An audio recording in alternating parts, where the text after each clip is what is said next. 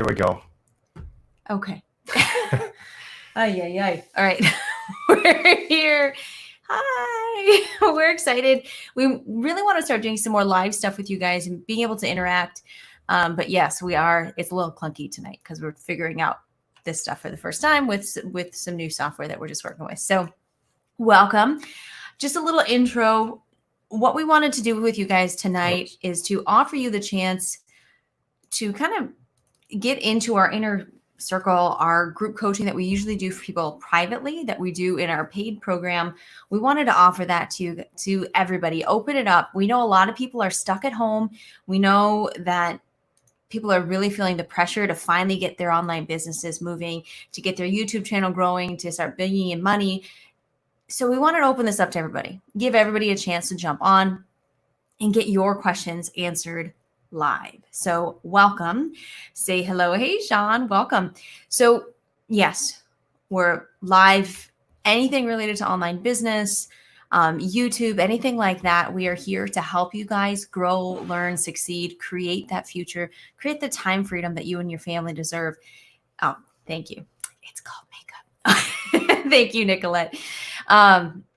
Welcome. Okay. So, hey, Greg. Awesome.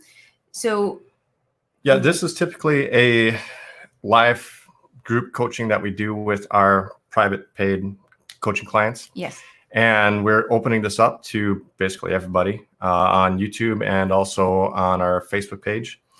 The way this works is basically any questions that you have related to building your online business, whether it's starting a business, traffic strategies, Facebook, YouTube, Twitter, Instagram, TikTok, whatever it is, building funnels, email list building, affiliate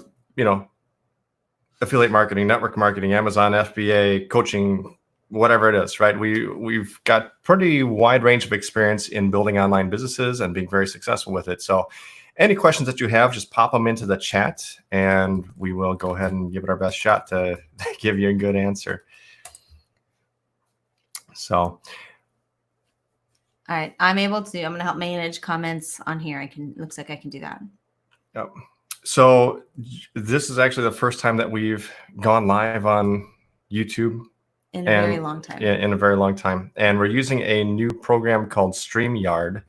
And this is what's allowing us to stream simultaneously to both YouTube and Facebook at the same time. So not quite sure where to click on everything right now to do what we want. So we appreciate your patience. Yeah, we appreciate your patience, and it might be a little slow getting screen shares up and going and all that. Yeah.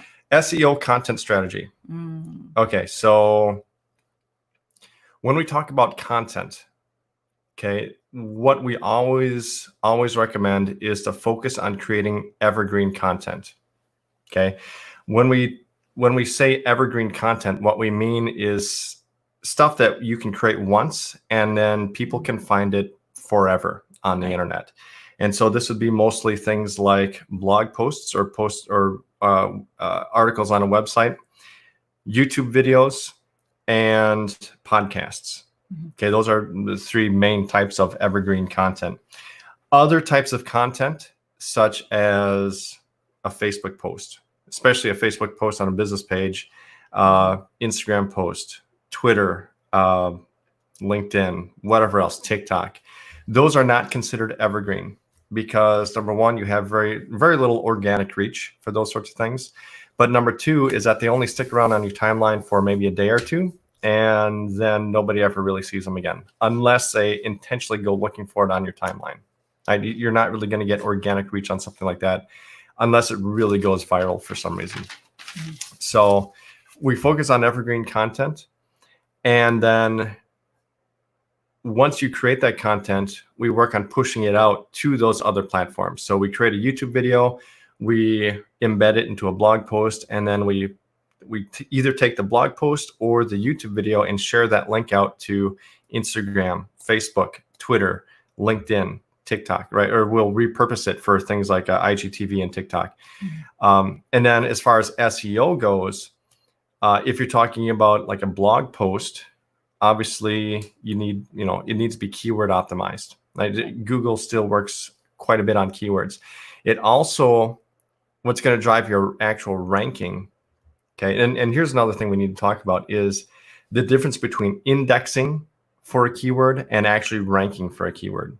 Okay. Because this is something that a lot of people will talk about, both on YouTube and on Google, is that whenever you read an article about or watch a video about how to rank on Google or how to rank on YouTube, and they say, oh, you can rank higher just by stuffing your content with these keywords.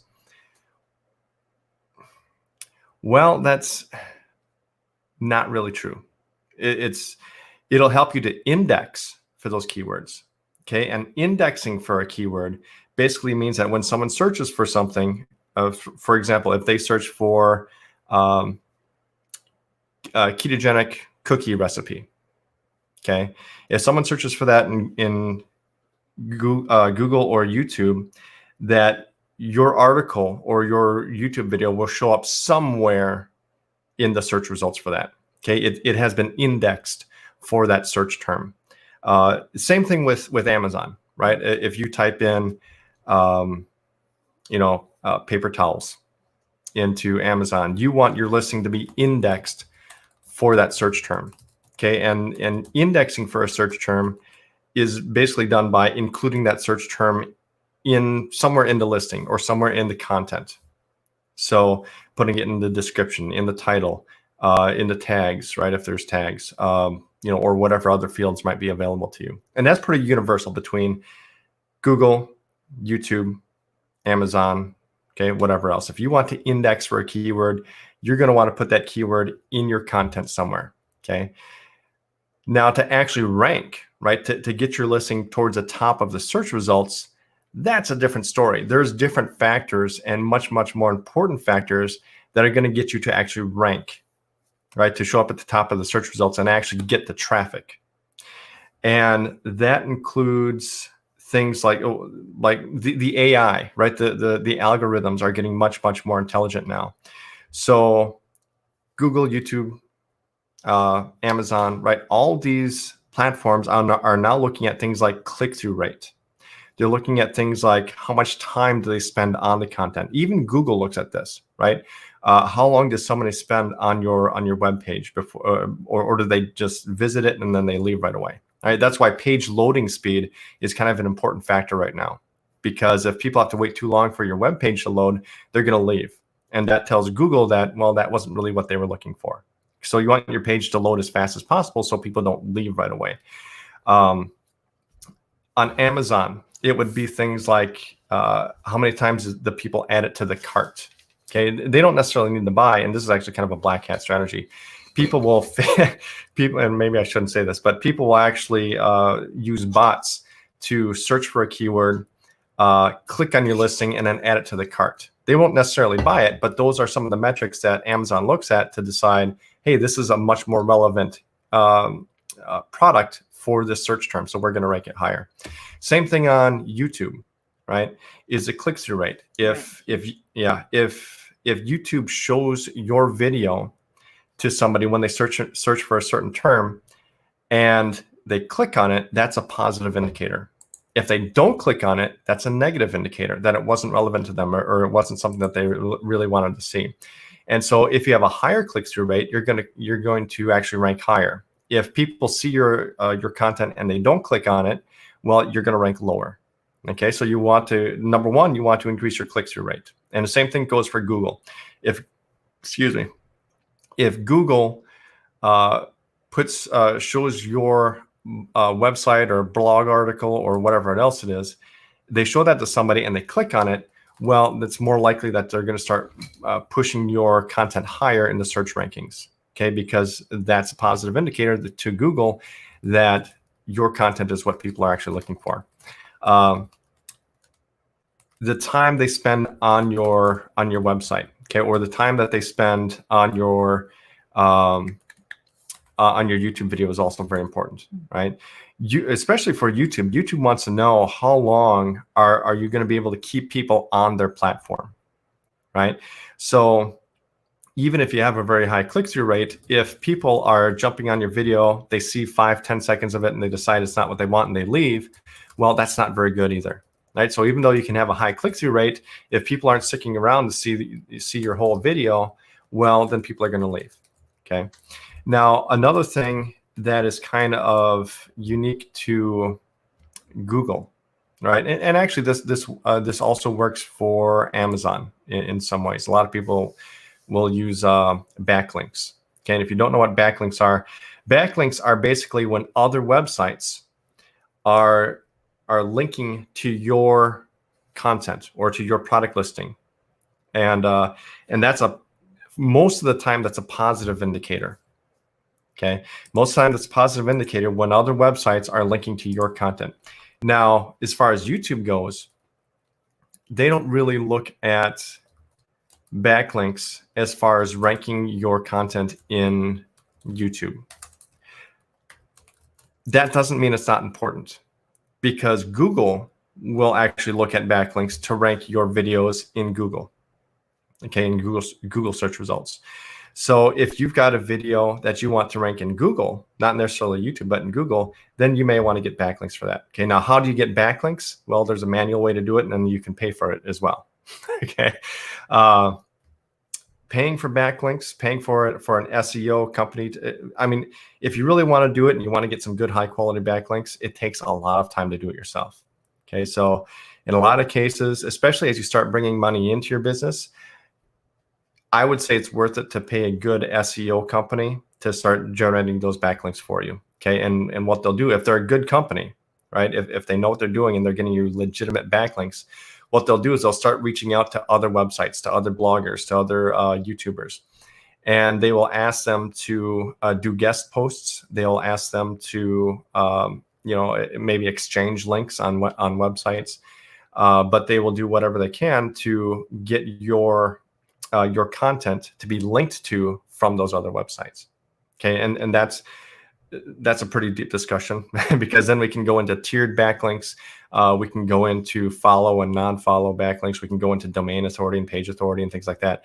SEO is a really big, complicated thing. Mm-hmm. But the most important things you need to especially on YouTube, okay, the YouTube, Google, and Amazon. Okay, the two things that I would work on the most are click-through rate, number one, by far, I think is the most important factor in actually getting your content to rank.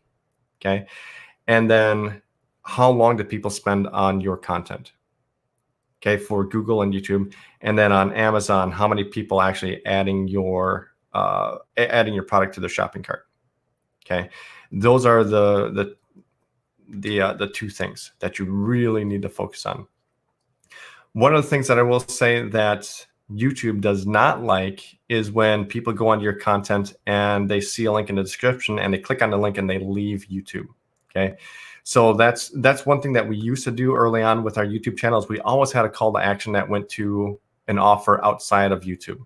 Okay, and YouTube being a social media platform that makes money when people watch their videos and watch the ads, they don't want that to happen. Right. They want their viewers' watching session to be as long as possible on YouTube. So whenever you drive them elsewhere, they're not as happy with you. Mm-hmm.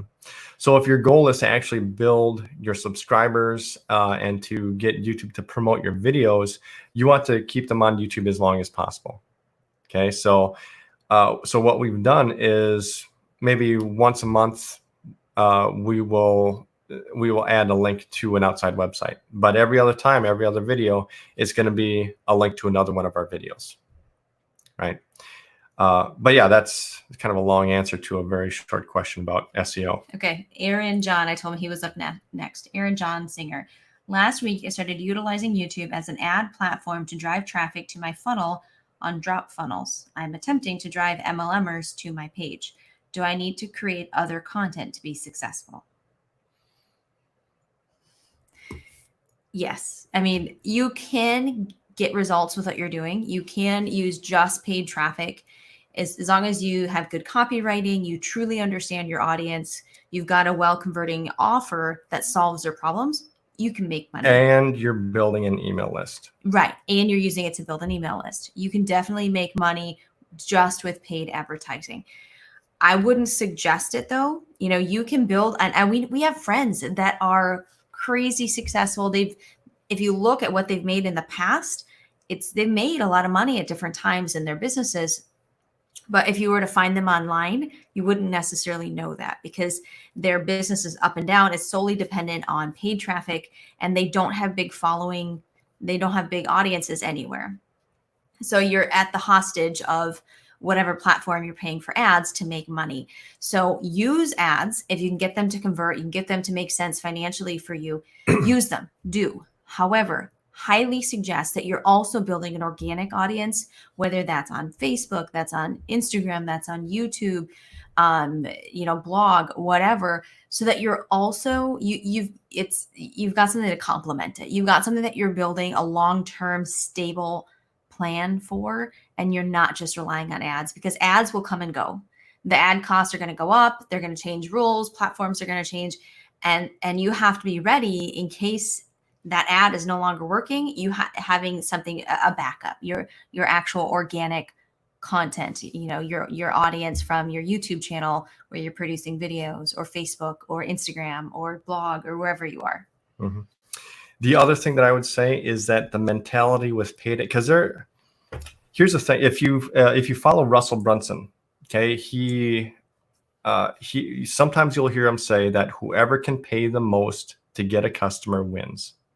Okay, and the company and the businesses that understand this are the ones that are willing to take a loss on their ads for the first 3 to at least 1 month, up to 3, maybe even 6 months. Mm-hmm. Okay, because they have the pocketbooks to be able to do that. And that's what drives up the cost of ads, is because you have these companies that they know their metrics, they know their numbers, and they know that when they acquire a customer, that after 3 months' time, they will either break even or they'll be making a profit. And so when they figure out that money, so let's say that they run an ad, it costs them, $600 to make a $300 sale, okay, on the front end. If they know that after 3 months that they can turn that customer from a $300 customer into a $600 customer, they will do it. Okay, and ad platforms are all bidding platforms. Right. So Google, YouTube, Facebook, they're all bidding platforms, and so you are bidding against a guy who's willing to pay $600 or $600 for a $300 sale. That's who you're bidding against.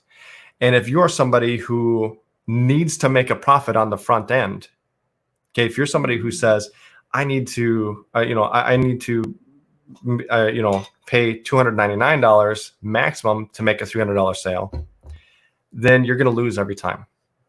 Okay, because there are way too many people who are able, willing and able to pay $600 for that same sale, because they know that after 3 months or after 6 months, they're going to make that up. Plus, they're building their email list.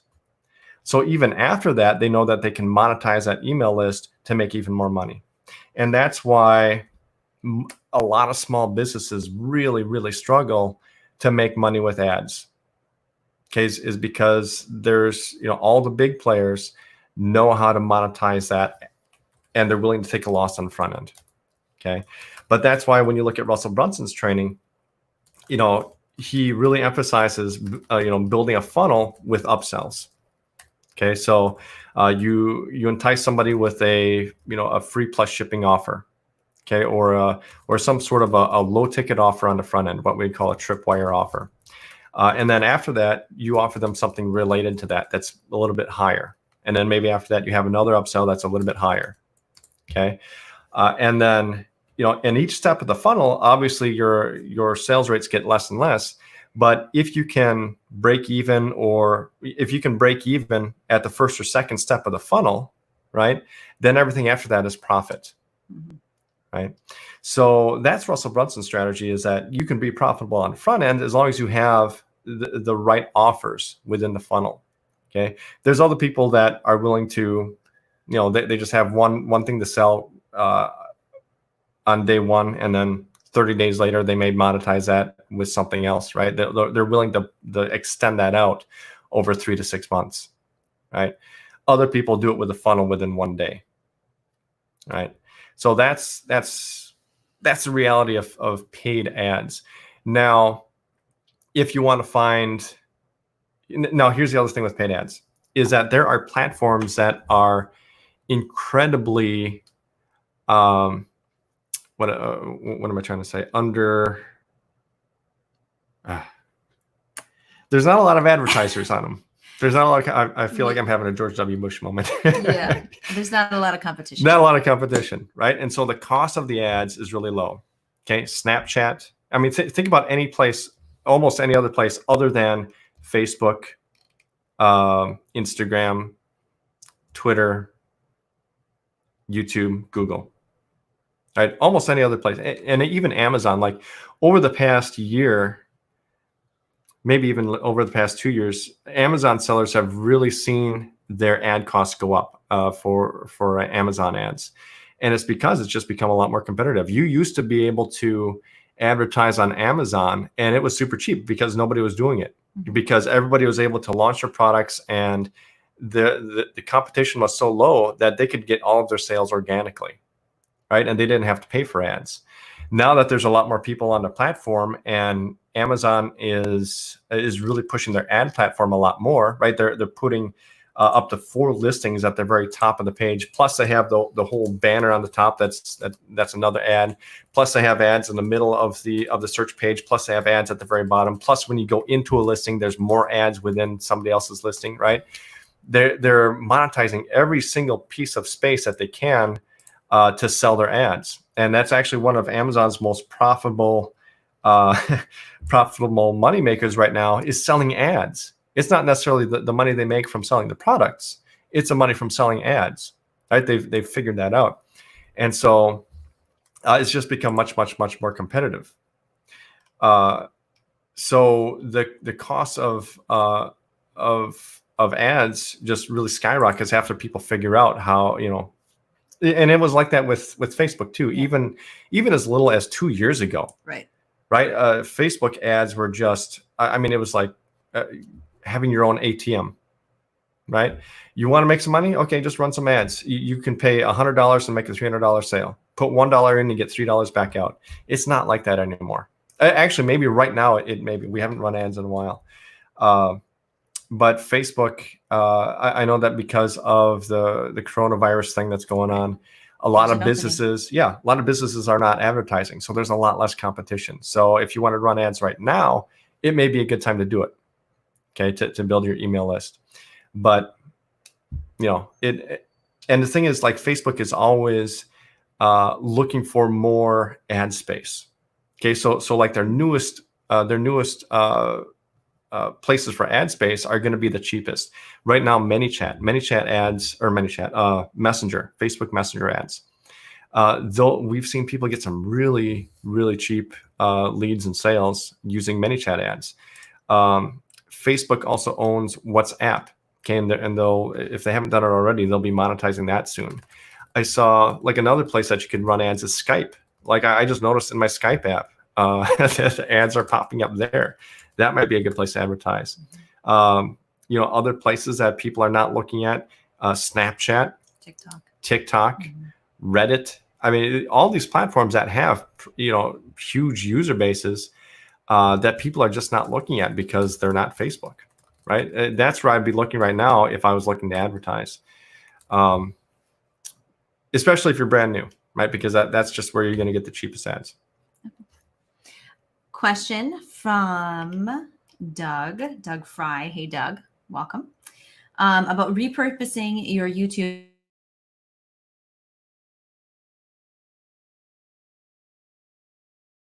What's here? We're back. Are we here? Can you hear us? Can you see us? I hope so.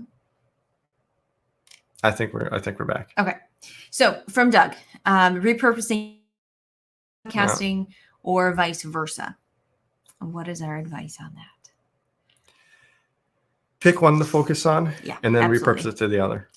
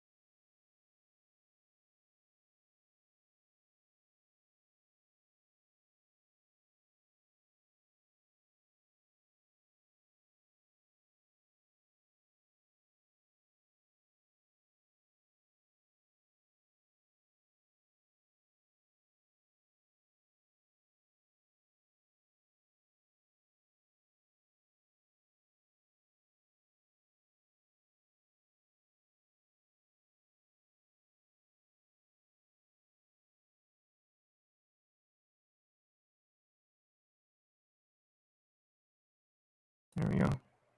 Are we back? I hope we're here. We're the other. Hello. Okay, I think we're back. I think everyone's streaming Netflix because of the quarantine and the whole neighborhood's using the internet or something right now. Okay, so we had a question from Doug about repurposing your YouTube content over to podcasts and vice versa. When it comes to your content strategy, we highly suggest choosing one as your primary focus.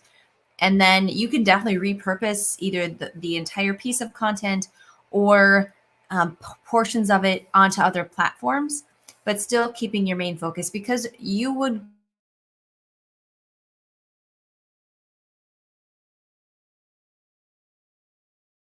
To it.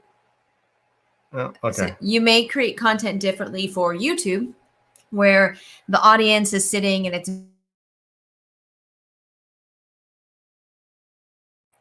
versus, YouTube is kind of a click happy platform where people are very easily ready to jump off to a different platform.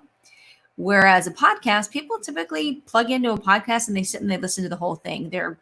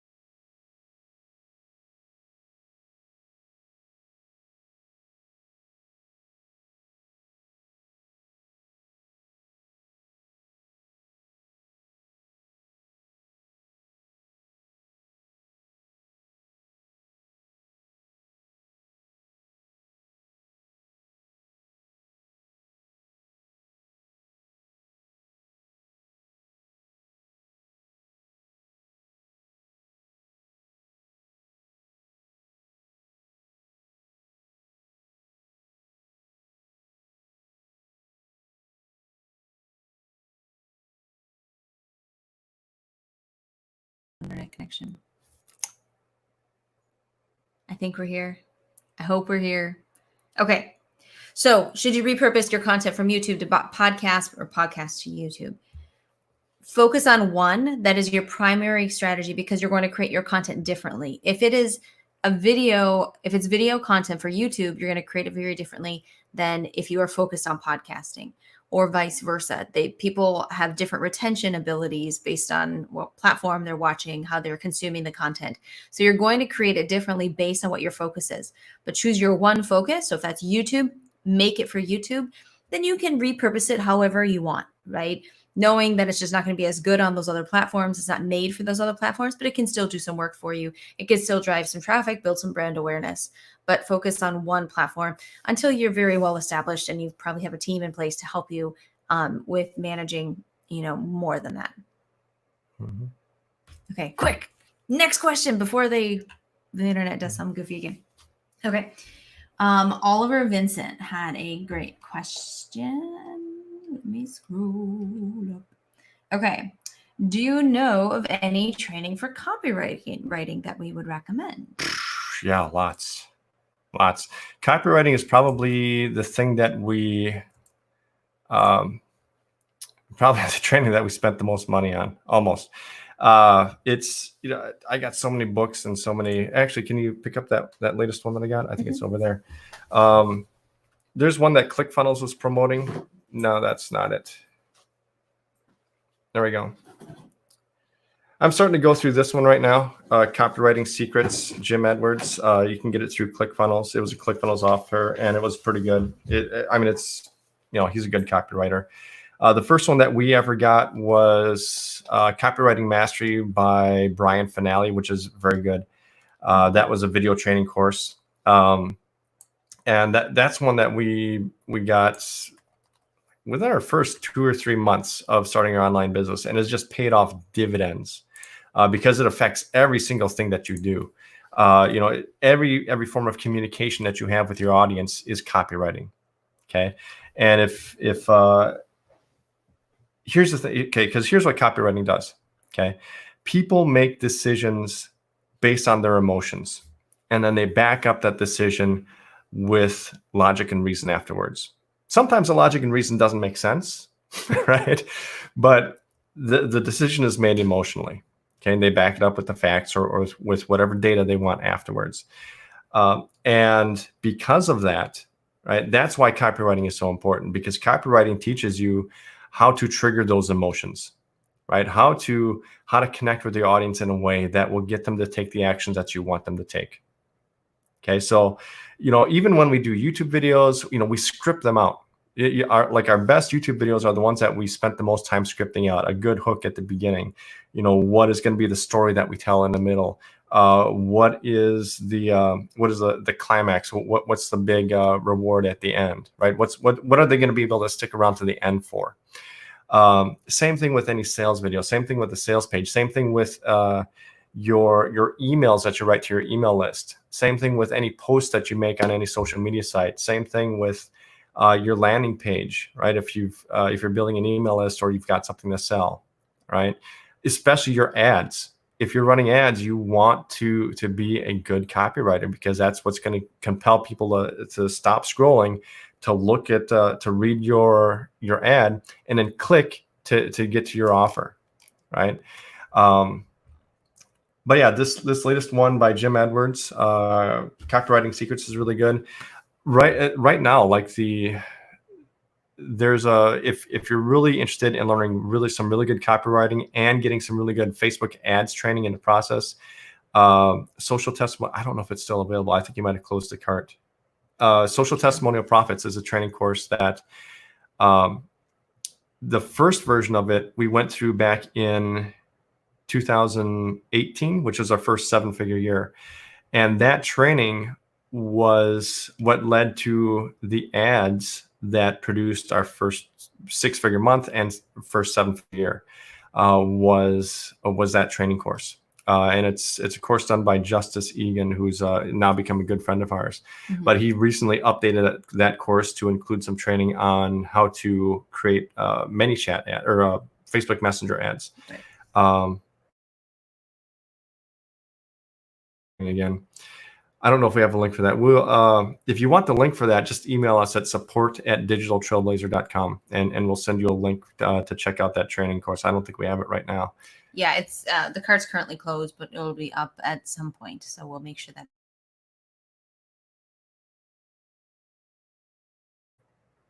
Yeah, we do have actually, yeah, we have copywriting training inside of our private coaching group. That's we're doing this for free today, but we normally do this once a month, a live Q&A plus a pre-recorded training every single month for our biz builders inside Inner Circle. And we have at least a few months where we did some really good copywriting training. And actually, Justice did some copywriting training in there a month or two ago. Right. And that link to check that out, if you want to see if that's something that would benefit you and your business and your growth, is in the comments here. I put the link in there so you can click on that. Just save it right now. Open the tab or whatever, save it and come back so that you can jump on, check that out after we finish this up. Okay. We have a good question, Mormozine. I'm probably butchering that, but he's asking about here we go. I've been trying to grow an email list for weeks and barely anybody. Should I switch to getting YouTube subscribers or Twitter followers? And then when I asked him what he was doing, he said he's been doing Gary Vee's $80 method, targeting hashtags on Twitter and LinkedIn, talking to a lot of people and nobody opts in. Even my existing fans are not opting in. Targeting movie fans, giving away a free movie. Okay. So anytime you are struggling with getting opt-ins or getting sales, you need to look at your entire funnel and figure out where the bottleneck is. Okay, because there's multiple steps. The first step is, are people clicking on your post or your link, right? That's the very first step. That's the very top of your funnel. When you make a post, if you're creating an ad, are people actually clicking on the link to get to your landing page? And it looks like I might be frozen again. I don't know if you guys can hear me. Okay, so that's the first step, is the very top of your funnel. Are you actually getting clicks on the link to visit your page? And if you don't know that, right, 2 ways you can figure that out. Number one is to use a link shortener like Bitly, or Google has a link shortener. There's a bunch of different ones out there, but they will track the clicks on your link. Okay. The other way to do that is to use an actual funnel building service like ClickFunnels, MLSP, Lead Pages, something that will track the actual traffic to your page. Okay. And you want to have at least 100 or 200 clicks on a page, 100 or 200 visits before you can determine whether your page is converting or not. Okay. So if you've only got a dozen or two clicks, and you've sent this out to hundreds or thousands of people, then you probably want to look at what you're actually posting. People just may not be interested. Okay, for some reason or another, you might not be targeting the right audience. Your offer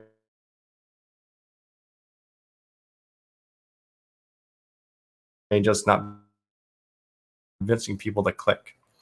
So if you're not getting any clicks, that's the first thing to look at. Okay, if you are getting people are visiting and you've got a couple hundred people that have visited your page and nobody's opting in, well, now you need to look at the actual landing page. Look at the headline, look at the images. Sometimes it's a matter of just being mobile friendly. I remember one of our first mobile page, or one of our first opt-in pages that we built. It got an incredibly low opt-in rate. It was less than 10%. And when we looked at it on our desktop computer, because I built it on a laptop computer, and when I looked at it there, it looked fine. But then we just happened to visit it on a mobile device on one of our cell phones, and we saw that the opt-in box was almost inaccessible. Right? It was almost impossible to put your name and email in there and opt in. So you want to make sure that your opt-in page is mobile friendly, right? There may be something with the headline. Usually, the things that are going to affect your opt-in rate the most are the headline and the images. Okay, those are the two things. Especially if it's a free offer, you also want to think about what objections might people have when they're visiting your page that you need to address, right? So if I'm thinking, okay, someone's giving away free movie tickets, some of the objections I might have is, okay, this might be too good to be true. Mm-hmm. This is a scam to get my information, right? I might be what is it? I'm gonna sell my information. Yeah, or sell my information, or with it. Yeah, I might be getting hacked. Might get my credit card, so it's something, right? Mm-hmm. Maybe it's going to ask me for my credit card after I opt in, which a lot of people don't like. So those might be some things that you want to address on that landing page to relieve. Okay, so you can do that with bullet points. You can do that with testimonials. There's all sorts of ways that you can do that. Now, after the opt-in, right? If you've got an offer after that, that's obviously you need to look at that part of the funnel. But if you're just not getting the opt-ins right now, those are the two things you need to look at: are people actually clicking on your link, right? How many people have you shown this to? How many people have seen it? How many people have actually clicked on the link? And then, if people aren't opting in, then there's something wrong with your opt-in page. Yeah, good question. All right. Why are marketers using text messaging for their free summits? They send messages without identifying the summit, and it's hard to keep things straight. Any comments? I don't know. I think text messaging is valuable to marketers since Facebook messaging has gotten more challenging. There's more rules in place. It's more difficult to do safely on Facebook. And so text messaging is an alternative that is very sexy to marketers because there's a really high open rate. Yeah. Well, and the thing is, like, if you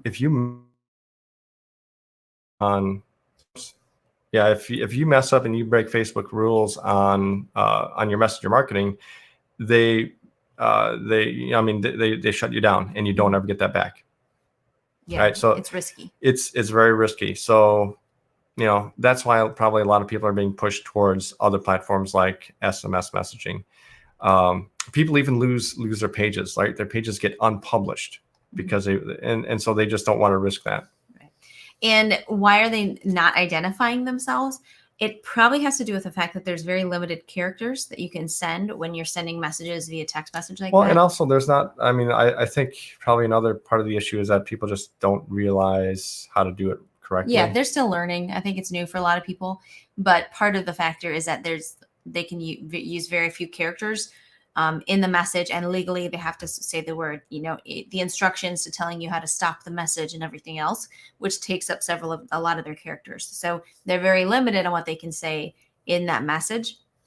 And so that's probably part of the factor and the annoyance on your end, for getting all these messages, things happening. And I get it.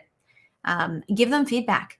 A lot of marketers, the people who are running these summits, they want feedback. They want to get better. They want to better serve their audience. So if they have any, support email, I'd let them know. If they're asking for any, surveys or anything like that after the summit, fill it out, but give them a heads up because they're probably just learning the process still.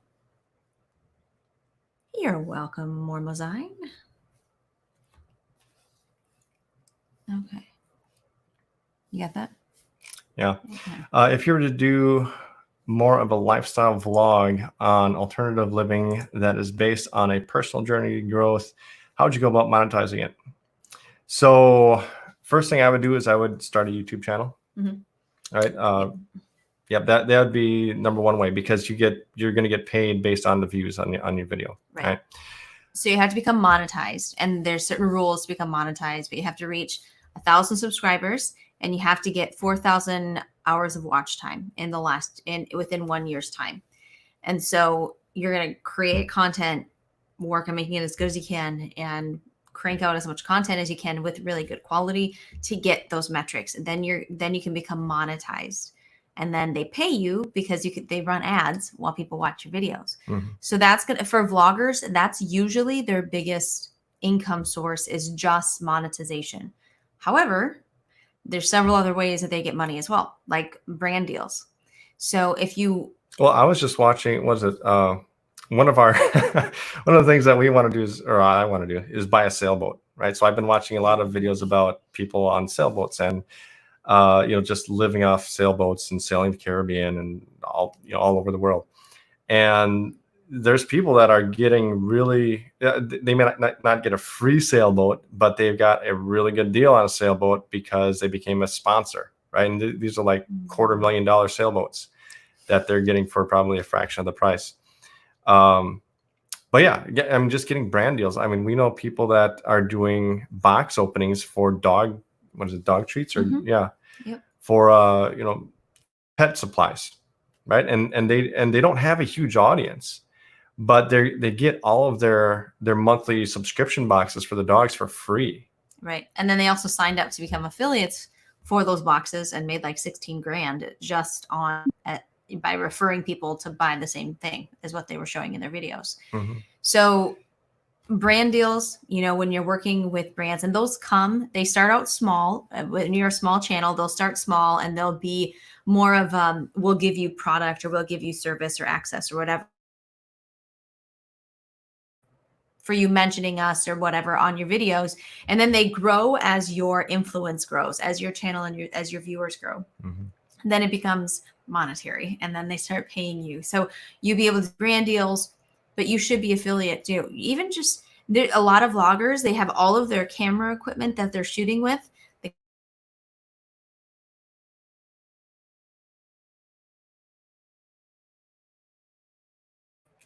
They have the links for everything at the bottom of their description. Any of the products that you use, toys you were playing with your kid, or what's the topic you assigned when I forgot? Lifestyle vlog, alternative living. Okay, so you might be like, I don't know, something that you use. But whatever you're using in your video, you can probably become an affiliate for it, either through Amazon or directly through the companies. And then you can have those links. When people want to purchase them, they click on the link in the description of the video and boom, you've got money. Yeah, those would be the easiest ways. Obviously, there's other things that you can do that are a little bit more complicated. If you want to create your own products or your own, you could do a digital training course. Like if you If it's something like, for example, like if you built your own solar panels, right, and you could put together an ebook or a video training on how to build your own solar panels for your house, right, and you could sell that online. It costs you very little money to be able to sell that online, but the profit is like, it's crazy high, right? It's much higher than a physical product. And so that'd be an easy way that you could monetize your audience with something that you create. Awesome. Okay.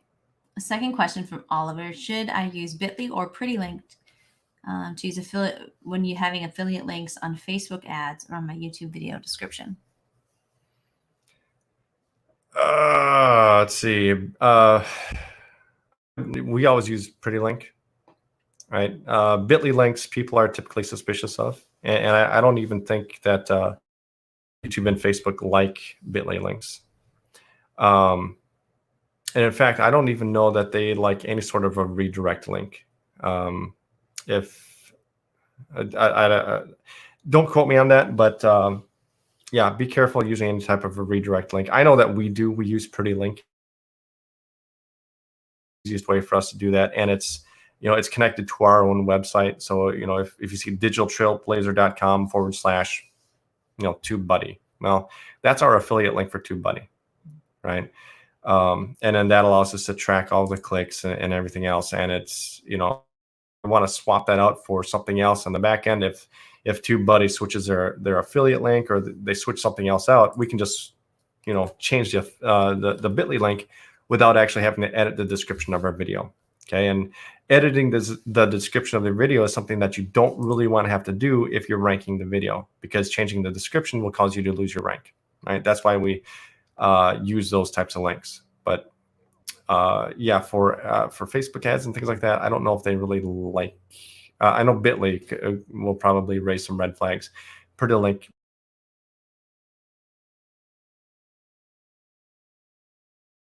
Facebook. Creating a digital marketing course for network marketers in India. Do you think this is a good niche? I think that sounds awesome. But yeah, you'd have to focus. You have to know what platform to market this to on. Like for us, India is our second highest country after the US. So for us, if we had something that fit really well in an Indian market, that would make a lot of sense for us if it's our second highest country, even over Canada. So it's Minnesotan, guys, not Canadian. But but you have to really understand what they're looking for and meet them where they are. Like, you have to speak their language, you have to offer them, help them overcome the challenge that they want, that they're struggling with, achieve the goal that they want. And you have to be on even the right platform, offering the right information and everything to where they are. So you have to really understand that audience. Yeah. And I think, as I know, like, network marketing is growing much faster outside of the US than it is in the US right now. So I don't know how fast it grows in India. I mean, that's, you got to do your own due diligence there. But for as much as it costs to create a digital course, and the thing is, if you're going to create a digital course, is Dan Henry. And one of the ways that you can do this without having to put a ton of work into this is to sell the course first and then make it afterwards, right? Sell it as a live workshop. Okay, so then that that you've got money coming in. You're basically making the money up front and then doing the work afterwards, rather than doing all the work first and then hoping that it sells, right? So make the sales first. Say that we're launching on this date, right? Contact whoever you can to drive traffic. Say, hey, can you email your list, or can you let people know about this? And if you can set up an affiliate program, that'd be a great way to do that. But yeah, sell it first, and then just do all of the trainings live. Okay, we've done that several times, and it works. It works well, especially if you have an audience to sell to already. So yeah, that's just one more idea for you. So much negativity about this industry. Yeah, you do have to be careful when you're running ads and things, in particular, network marketing. Mm-hmm. Yep. I was going to say, here's the thing about getting negativity online. You're never going to, if you're going to be successful, you're never going to avoid it. Yeah. You're never, I mean, look at the Michael Jordan documentary that just came out, The Last Dance. I don't know if you've seen it. But as someone who grew up, I was in middle school and high school in the 90s. And I was a Chicago Bulls fan. So I mean, I watched that and I loved it. I love that documentary. But Michael Jordan is a guy, for as great of a player as he was, got a lot of negativity, right? Doesn't matter who you are. If you want to succeed, you're going to run into that negative feedback. Mhm. Always. Doesn't matter who you are. I mean, look at Ellen DeGeneres now. I mean, she's getting slammed in the media because apparently she's not nice. Which is like the opposite of her persona. Yeah, it's completely the opposite, right? I mean, was it Rosie O'Donnell back in the day when she had her program? Yeah, she of course a lot more political, right? I mean, getting political, I think will do that to you, no matter what side of the aisle you're on. But I mean, there's always going to be people out there who think that they can get ahead, satisfaction out of taking somebody else down, out of knocking somebody down a notch. You're never going to avoid those people in life. Right. And you're going to, no matter what kind of course you're going to offer. And the question is, if you haven't built out a big team in network marketing or, whatever, yes, you are going to run into naysayers, but you're going to run into them anywhere in any sort of context, whatever you're doing, you're going. Mm-hmm. I would make sure that you teach you teach the people who are one step behind you, right? So you have to learn. So this is specifically referring to what if you're not an expert yet? What if? Mm-hmm. Yeah. So you don't have to be an expert, but you're talking to your audience. You're helping people who are just one step ahead of you. So if maybe you haven't generated a lead yet, a follower, you learned how to get some followers on Instagram, on Twitter, on subscribers on YouTube, whatever, then teach people that, right? Because there's somebody out there who hasn't figured that out yet, right? Mm-hmm. Once you generate, now you can teach people that. Because now you generated a lead and there's people that are struggling and they loved that first lead. How do you get just that first lead? And now you can teach people that. And so just help the people that are just one or two steps behind you. And you don't have to pretend to be an expert. Be real. You're sharing your journey. Yeah, that's the thing that I really wanted to drive home is don't misrepresent yourself, mm-hmm. right? Don't say make $1 million online when you've not made $1 million online, right?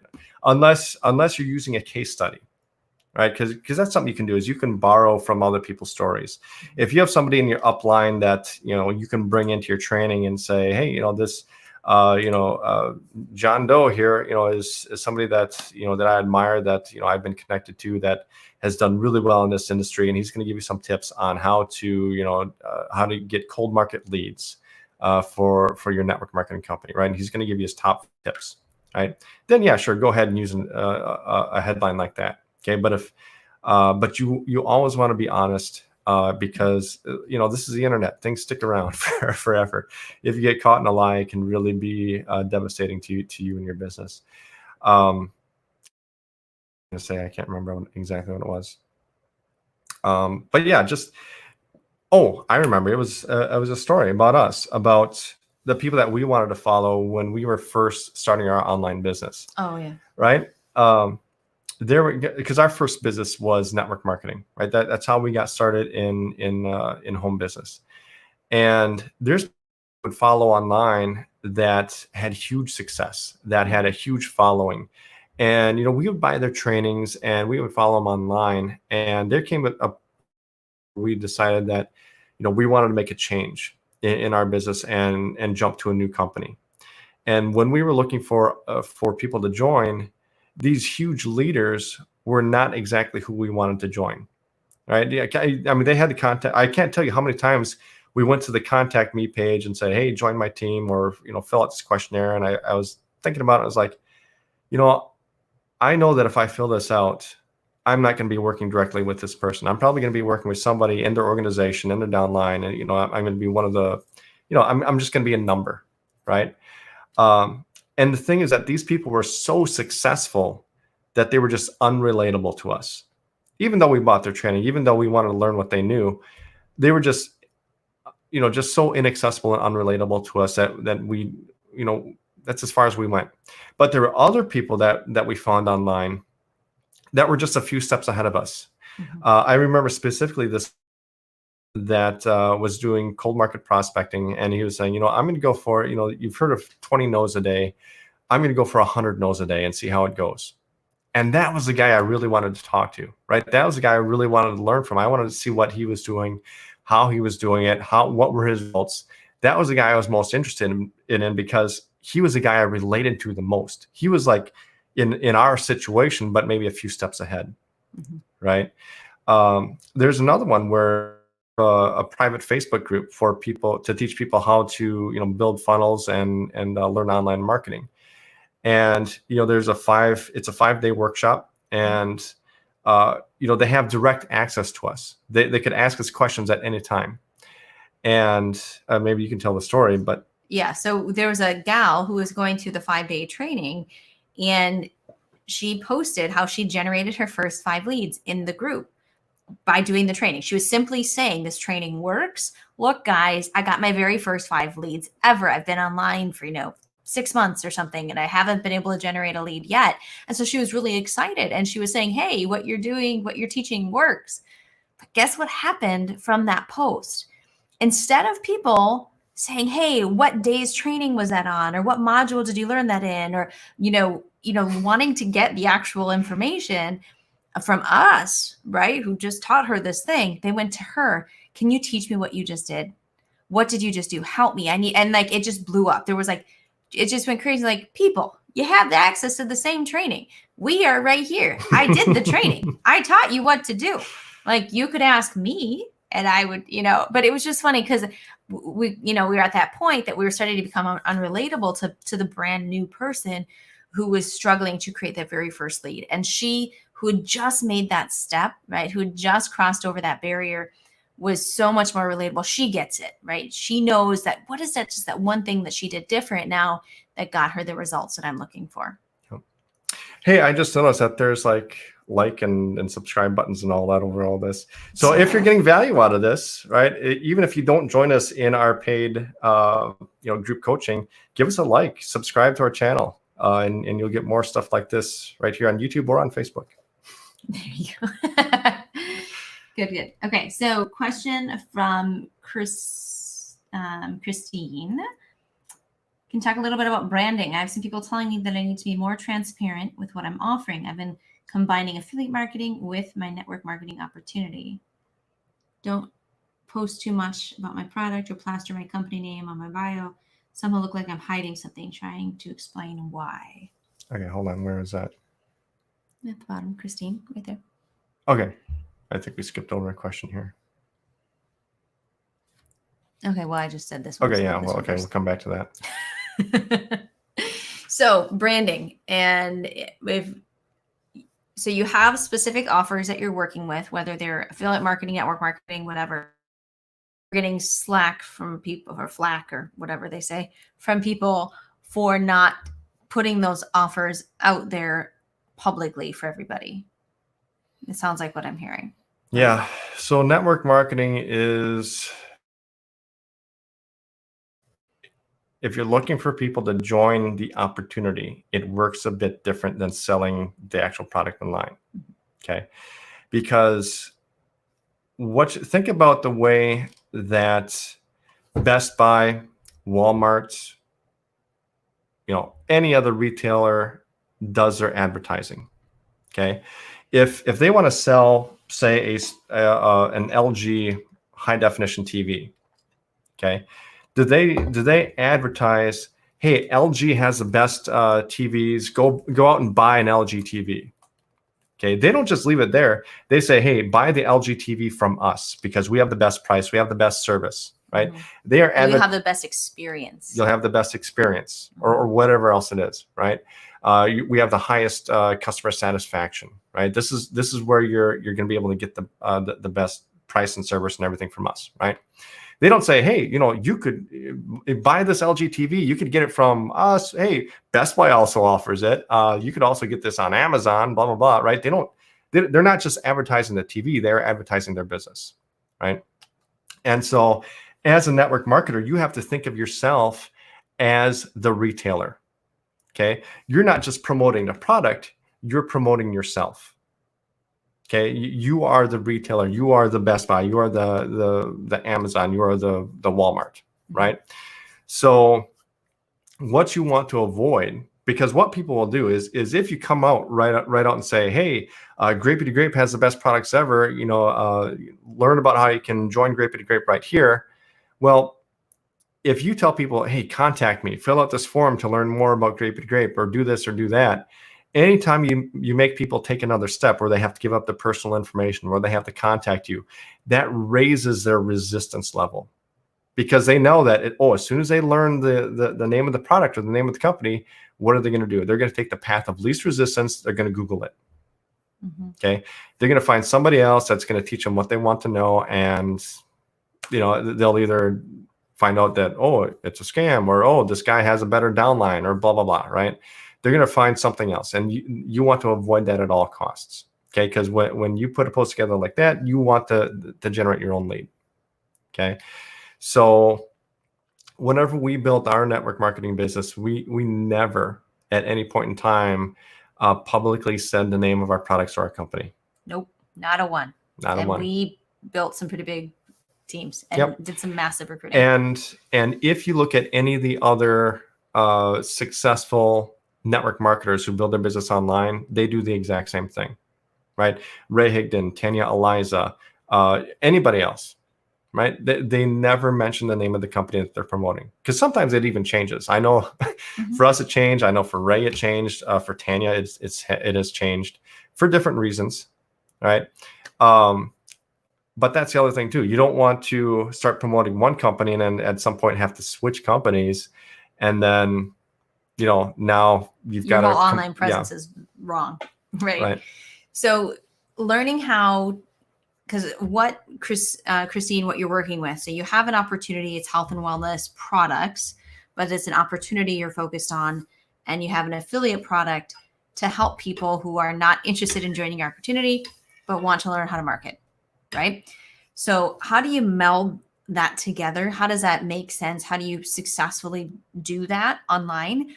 Well, we did it at the beginning very well. And it essentially, you have to know that the people, your target audience online, are the people looking for an opportunity, or interested in making money online, interested in learning how to build an online business, build a home business. Okay. So that's your target audience.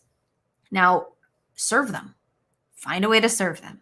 Okay. Give them what they want, teach them, right? Some learn how to generate leads, how to build a following, how to get attention online, how to build influence, all of that kind of stuff.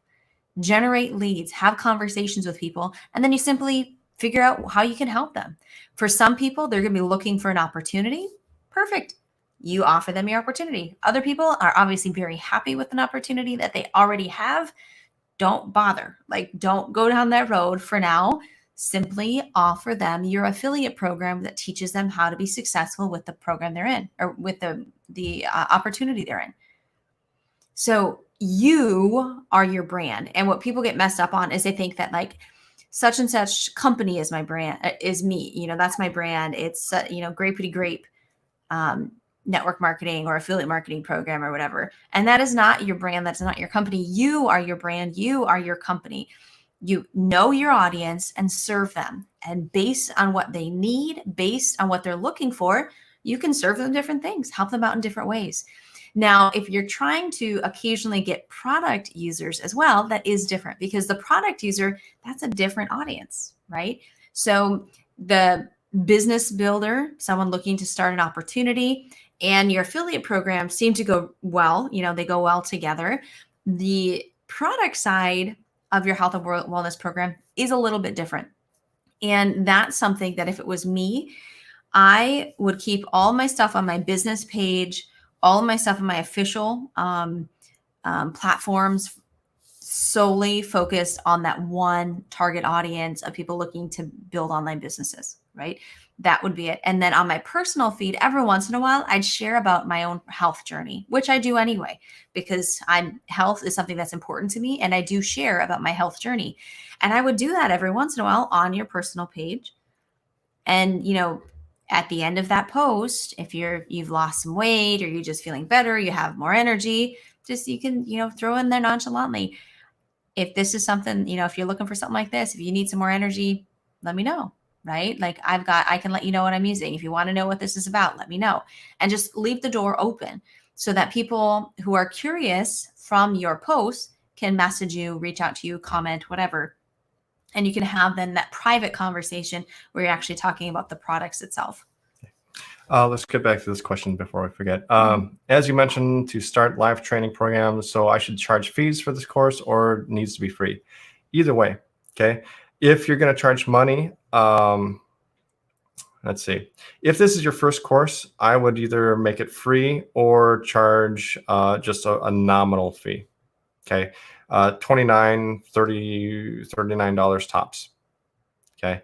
And then don't make it too big and too involved. You want the amount of content that they get to be congruent with how much they're paying, right?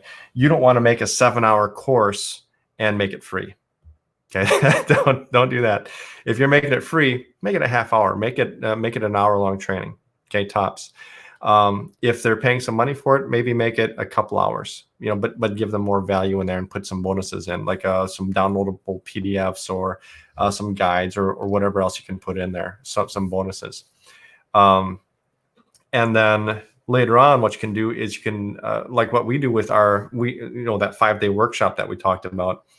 That's a free 5-day workshop that people can attend to learn online marketing on Facebook. At the end of those 5 days, we offer them a $10 trial offer of another service, and it's not even our service; it's just a marketing thing that we promote. And so we only make $3 on that, or $3 or $5. I forget if we're at 30 or 50%. But but we're pretty profitable with that offer, because they get enough value out of those. And each of those 5-day training videos, what are they? 10, 15 minutes each. They're pretty short. Yeah, 10 to 20 minutes. Yeah. Then at the end of that, we just offer them, another affiliate marketing service. Say, hey, if you want to learn more about how to do this, here's a service where you can get all the tools you need, plus you get a bunch of training, and it's what we recommend. Right? It's just how we sell another affiliate product. But you can do that as well. Yeah. Right? You guys are so relatable. Thank you so much. That's part of marketing. You want to be relatable. Yeah, good advice from, I don't know how to pronounce your name. I'm sorry. Osklak. But just, there's going to be negativity, and avoid it or just ignore it. Or delete it. Delete it. Like we don't block it. We don't reply. I can't even how long our block list is on Facebook. Oh yeah, it's huge. It's truly huge. And sometimes I'll find myself like, writing out this comment, and Todd's like, stop. We're deleting it. Yeah. We're blocking them. Don't do it. And that really is the best advice. Mm-hmm. Just delete, block, move on. Like your mental energy, your peace is so much more valuable than dealing with negative junk. Yep. But that's the other thing, is that's how you know you're doing things the right way. Mm-hmm. Okay. Because that's marketing. That's in order to attract, you have to be willing to repel. Okay. It's like a magnet. One end attracts, the other end repels. In order because here's what you want to do with your marketing. Okay. No matter what type of business you're doing, network marketing, affiliate marketing, coaching, consulting, Amazon FBA, physical products, e-commerce, anything. Any company that has ever been successful polarizes their audience. They tell you exactly who their product is for.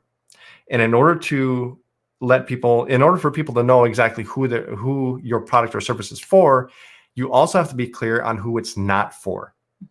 And that's you're going to polarize people because of that. If you want to look at pop culture for this, guys, whether you love them or you hate them, the genius or king of polarization at this point in time is President Trump.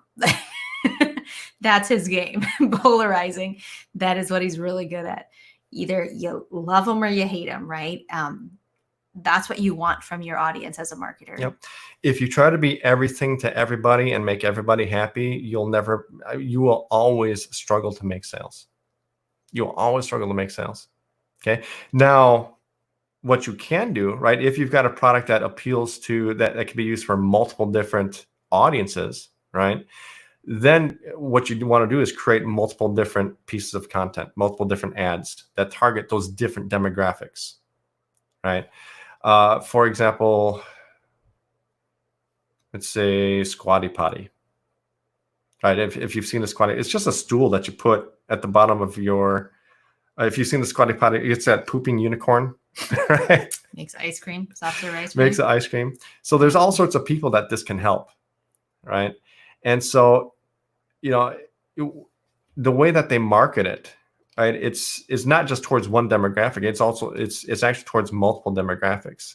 But the way that you do it is that you need to, with your imagery, with your copywriting, you need to target those different people specifically. Okay. The worst thing you can say is that, hey, anybody could use this and this is great for everybody. Yep. Nobody's going to relate to that. But if you say, if you have problems with constipation, if you're 50 years or older, if you blah, blah, blah, blah, then this is something that's really going to help you without having to go on medications, without having to blah, blah, blah, right? It's, you can get X without Y. Okay. It's that very basic, but very effective copywriting formula. Get X without Y. Get the benefit without the pain. Okay. And you want to do that for each of your demographics. Lose weight without changing your diet, right? Learn how to lose 50 pounds without having to go to the gym. All right, it's that formula. I was saying Lume does great with this too. They're also Harmon Brothers, I believe, who did the Squatty Potty commercial, did Lume, which is like a natural deodorant that actually works. And they make fun of their people are people who understand that they stink and that's natural and normal. And they also kind of polarize in the fact that they admit that typically natural, like baking soda free, aluminum free deodorants don't work. Like they work for like an hour and then you start stinking again. And so they make fun of that in their videos and how theirs is actually different, that it actually works. And so once you start thinking like this, you're going to watch commercials in a much different light. It's really fun. Yeah. But also think about companies like Ford Trucks, Budweiser, right? Anything else. Like who does Budweiser advertise to, right? Who is their product for? If you look at their commercials and you look at who's in the commercial, who are they trying to relate to? That's a very unflattering freeze screen. Come on, stop. I don't know if y'all can hear me. Come on. There we go. All right, so we're back. If you look at who Budweiser or any other beer company advertises to, do they advertise to people who don't drink beer? Okay. Do they advertise to people who drink wine? Do they advertise to people who drink soda, pop, right? Depending on where you're from, you might call it something different, Coke. No, they advertise to people who already drink beer. Who is it that's in the commercials, right? Is it young people at a party? Is it old people in a bar, right? Who are they trying to relate to, right? That's what you got to think about. That is all very intentional. When you look at a medication commercial, who are they targeting? Is it old people with arthritis? Is it moms and dads with young children? Right? Who are they trying to advertise to? Who is our target audience? And in what pain points are they hitting on? What problem are they trying to solve for those people? Right? What language are they using? That's what you really need to think about whenever you're promoting. And this is not just for ads, with all of your content, with all of your branding. I forget what question was actually asked to get us off on this tangent, but we should probably. Let's see. We're talking about Kristen's stuff, I think. Or Christine's. Sorry. Yeah. You may have had another Facebook. I can't see the Facebook comments. Yeah. Hey, Eugene. Hold on, I was going to scroll up. So I think I may have missed some.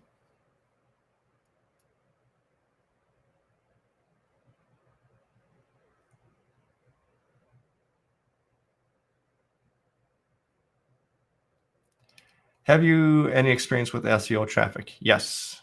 We talked about that at the very beginning of the. And he went on for quite a while Yes. on it. So I will not let him do it again. Yeah, catch the replay to get a long talk about SEO. Yes. From all different platforms. Mm-hmm. You're in Norway. Oh, cool. That's why I can't pronounce your name. Sorry. There's some tire brands that lead. Oh, tires. Okay, sorry. There's a language thing here. So here in Norway, some tire brands lead the winter tire sales since they have Scandinavian rubber mix. That's what's best on snow and ice. Yeah. People who are proud to be Scandinavian, they're going to want those tires. Yep, good marketing. Hey, Leah and Todd, just saw Digital Trailblazer. Blah, blah. Your headline says you made 138. Yeah, actually, that was just our first 6-figure month. We made a lot more than that after. Yeah. This whole online business thing, it does work, guys. But you have to work at it. I think that's all the major questions. Ooh. Yeah. Yeah, I wrote them down as we went. And I think we covered them all. So. And look at, we're at quite a long time. Yeah, we've been going on for an hour and a half now. So yeah, I mean, this, like we said, this is usually a group coaching that we do with a private coaching group. This is not something that we'll probably be doing all the time, but the reason why we did this is because we actually forgot to hit the record button on one of our live coaching. So it's kind of a makeup session, and then we wanted to make this open to everybody, just kind of promote what we do. Oh, check my last question. We're not seeing a last question. Record training videos by myself, or can I hire someone else to record any? Okay, yeah. So if you're not good on camera, I'm assuming that's what the question is. If you're not good on camera, or if you don't want to get on camera for some reason, do you have to record the training videos yourself, or can you hire somebody else to do the recording for you, like a model or a person with good presentation skills? I would say that you, for the most part, you probably, if you're a small business, it's easiest and going to be the most effective for you to learn to be the face of your own brand. Yeah. Okay. Even if that starts with PowerPoint presentations and audio only. Yeah. I mean, you don't necessarily have to get on your face on camera like we do. I mean, our very first videos were just PowerPoint presentations, and even our webinars now, when we do a webinar, usually it's a PowerPoint presentation. We're not even on camera, and we just narrate it. If we have something that we pre-record, what we'll do is I'll record the audio first, and then I'll cut out the parts that I don't want. A lot of, especially early on, like I was cutting out all the ums and the lip smacks and all the, all the unflattering stuff that we do. And we'd goof up, and we'd goof up a lot. So I would find myself cutting things out, having to re-record things, and so it took a while to actually get the trend to a point where we wanted it. But I was able to record the audio first and then just put the slides in afterwards on top of that and just edit that all together in an editing program. Now, that may be your style. That may not be your style. You may want to do both at the same time, right? And just go with it however you like, however it ends up, right? And you may want to leave the mistakes in there. You're going to be successful either way. There's people who are successful doing it both ways. And then once you get more refined, once you get more comfortable with the process, go ahead and get on camera, but you don't have to if you don't want to, right? That's now hiring somebody else to do it for you. I don't know that I'd really do that. You could hire somebody to do that. You could hire somebody on Fiverr to do a voiceover for you to read it. It's for a whole, let's see. You usually pay by the number of words, and I can't give you a rate. I don't know how much it is. I know it's not going to be very cheap, okay, especially if you're offering this for free, or if you're offering this for $10, $20, it's probably not going to pay off to do that. Okay, I would put the work in to do it yourself. And here's the other thing with learning how to do it yourself is that you don't want to be in a position where you rely on others to make your business successful. Okay. You want to at least know how the process works and how to be successful with it so that you're not going to get ripped off by others, right? I wouldn't ever pay somebody money to do my SEO if I didn't know what I wanted.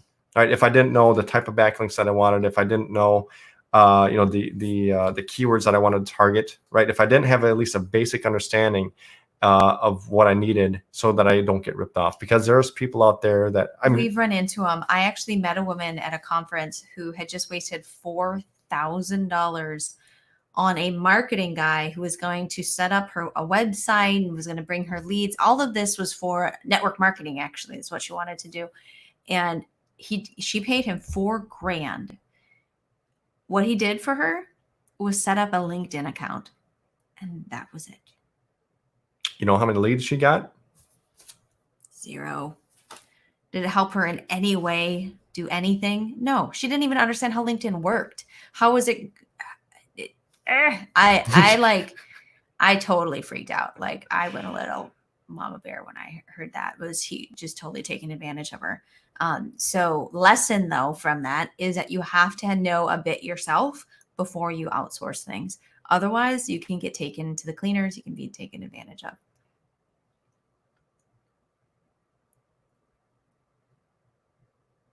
Lead where you land. Thank you. Hopefully I'm also authentic.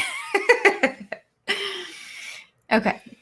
All right. So we do have a link in here, guys. If this is something that you would find value in ongoing, plus actual recorded training that is very specific for building an online business, we do have the link in the comments here. You can click on that to check it out.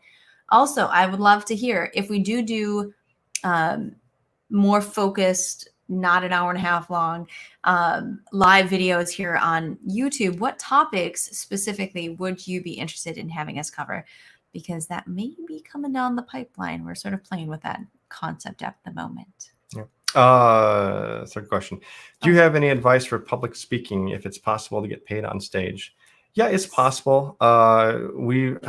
It's not something that we've really sought out, but we have been invited to speak on stage a good number of times. Mm-hmm. People reaching out for, I don't even know how much they wanted to pay us, but there's sort of different layers to mm-hmm. speaking on stage. And we actually saw a guy he spoke on Live This Dream with us, who was all about this, but I forget his name.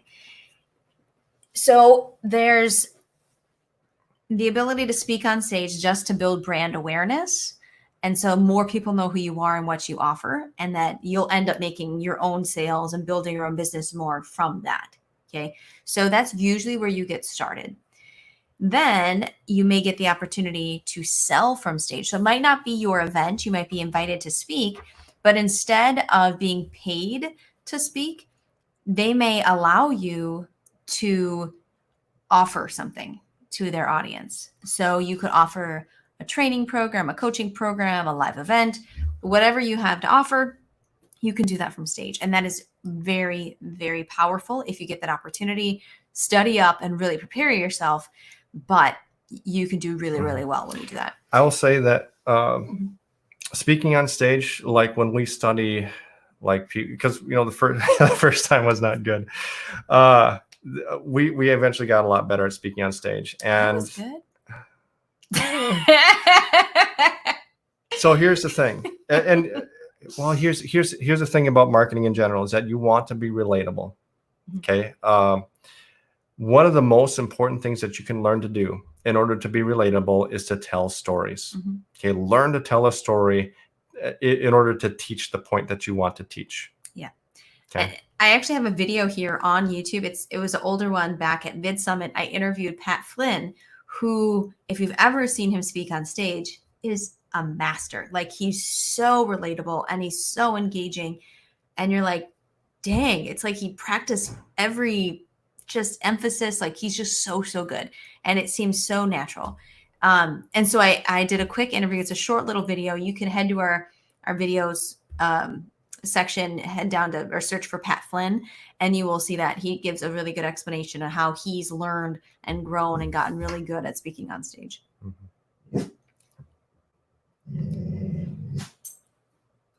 Concept critiques. Oh. Todd is authentic and Leah is beautiful. Does that mean I'm ugly and you're a liar? No, because I asked that. And then I'm also authentic. So thank you. Oh, so I'm just ugly. Pete Vargas. Thank you, Dana and David. I appreciate that. I was hoping you guys are still on because I knew you were at that event. Pete Vargas is someone that if you want to make money speaking on stage, he's someone to check out. He like teaches how to do that. So definitely check out Pete Vargas. He will help you. So awesome. Rex. We'll put a link in here for a great video for you to watch. I'm not sure what it's going to be, but it's going to be awesome right here. So hit that one next, guys. We appreciate your time. Again, check out that link if you have not yet, because we want to help you grow, create whatever sort of dream that you have for you and your family. Take care. Bye.